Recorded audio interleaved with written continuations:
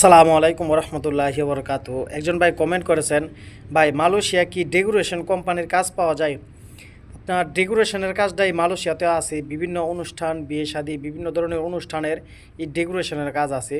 কিন্তু আমাদের দেশের ডেকোরেশন আর এই দেশের ডেকোরেশন আপনার সেমই, কিন্তু ওনাদেরটা একটু ভিআইপি বেশি।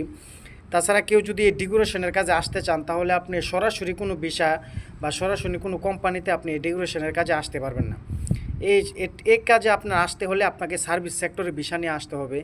এখন যদি আপনার কোনো আত্মীয় স্বজন কিংবা আপনার চেনা পরিচিত কোনো লোক থাকে, এমন একটা বসের সাথে আপনি কাজ করতে পারবেন।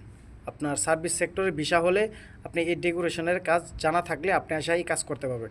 কিন্তু এই ডেকোরেশনের কাজের অভিজ্ঞতা নিয়ে যে আপনি কোনো একটা কোম্পানিতে এই কাজের অভিজ্ঞতা নিয়ে আসতে পারবেন বা আসবেন, এমন চিন্তা করলে হবে না।